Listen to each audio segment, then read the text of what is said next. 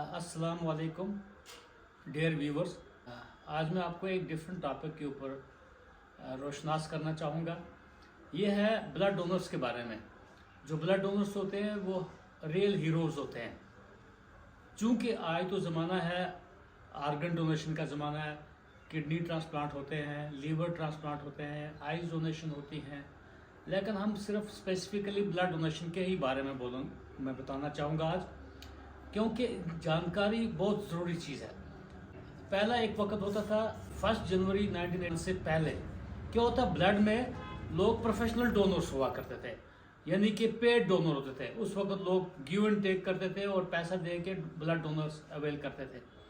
लेकिन उसके बाद ये डिसाइड किया गया कि ब्लड बैंक सिस्टम बेटर होते गए।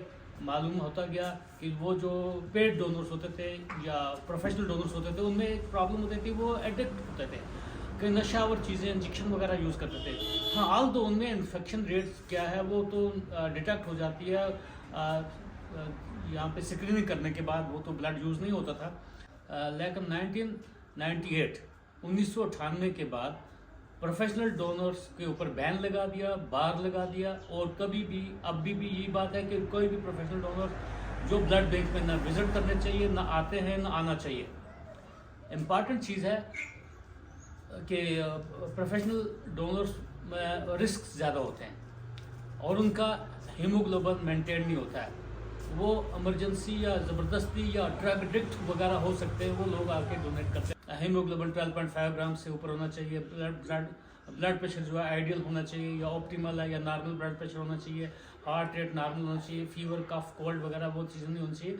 हाँ, मेरा आज का जो टॉपिक है ये टाइप्स ऑफ डोनर्स के ऊपर है, तो मैं इसलिए नेक्स्ट जो है वॉलंटरी डोनर्स होते हैं, अपने आप को फिजिकली फिट समझते हैं, और वो ये आके कभी कभी ब्लड डोनर्स कैंप्स होते हैं, कहीं ना कहीं ब्लड डोनर्स जब कैंप्स होते हैं तो ये लोग आके उनके कैंपों में डोनेट करते रहते हैं, या अपने डिस्ट्रिक्ट लेवल पे जो ब्लड बैंक्स होते हैं उनमें आके ये ब्लड डोनेट करते रहते हैं। सो ये interval of blood donation 3 months के बाद होता है, और फीमेल्स में 4 मंथ्स के बाद डोनेट करते हैं। प्लेटलेट डोनेशन अलग बात है, प्लेटलेट फेरेसिस बोलते हैं। प्लाज्मा डोनेशन अलग बात है।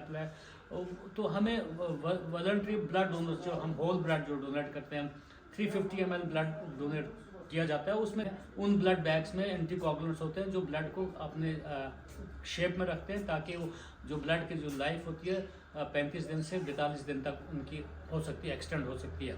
उनके जो कंपोनेंट्स क्या, उसका एफएफपी की अलग शेल्फ लाइफ है, प्लेटलेट की 5 दिन की शेल्फ लाइफ है। वो नेक्स्ट मैं बताऊंगा। जो वॉलंटरी डोनर्स हैं वो सबसे बेटर डोनर्स होते हैं, और that's what the idea is to develop volunteerism.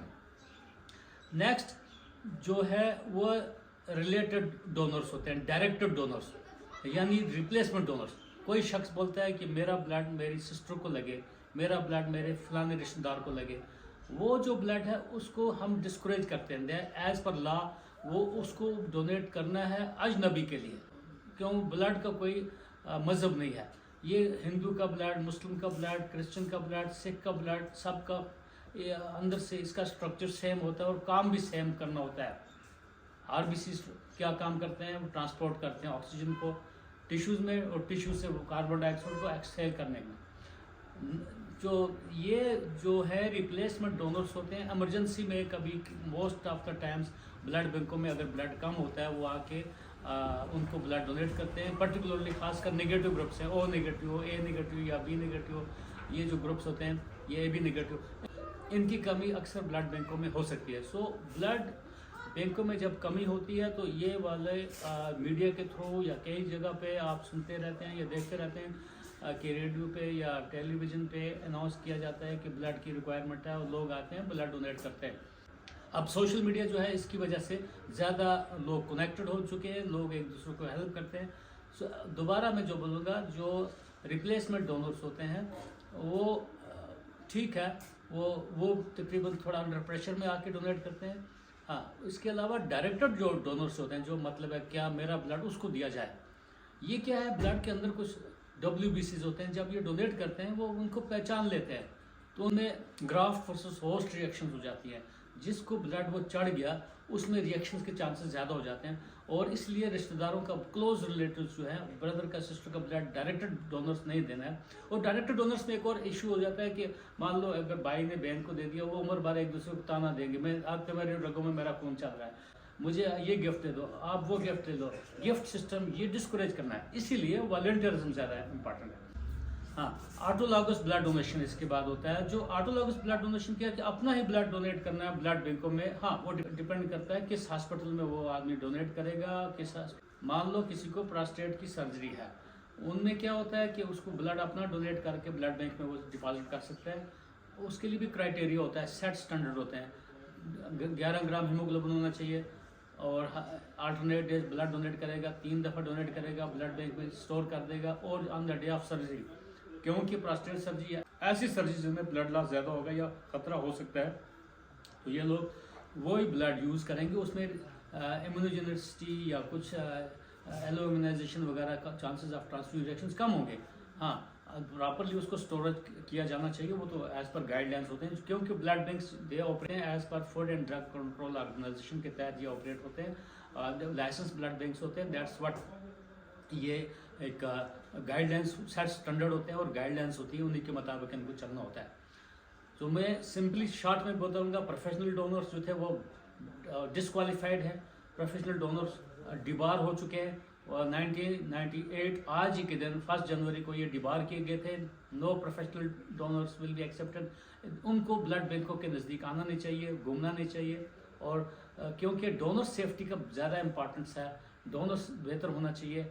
Healthy donors होते हैं, वॉलंटियर डोनर्स सबसे बेस्ट होते हैं। मैं वॉलंटरी ब्लड डोनर्स को सल्यूट करता हूँ कि अल्लाह ताला ने उनको ऐसी सेहत दी है, ऐसा जज्बा दिया है, ऐसा एहसास दिया है, वो आते हैं नियरेस्ट ब्लड बैंकों में ब्लड डोनेट करते रहते हैं। मेरे इस यूट्यूब से हो सकता है बहुत लोगों को और बेनिफिट हो या अंडरस्टैंडिंग हो कि वॉलंटरी ब्लड डोनर्स की इम्पोर्टेंस कितनी है बनिस्बत रिप्लेसमेंट डोनर्स के, उसके बाद ऑटोलॉगस डोनर्स के, और प्रोफेशनल डोनर्स या पेड डोनर्स टोटली डिबार्ड हैं। मिसअंडरस्टैंडिंग नहीं रखना चाहिए, कोई गिव एंड टेक वाला सिस्टम नहीं रखना चाहिए। सो ट्रांसपेरेंसी लाने की ज़रूरत है हमेशा।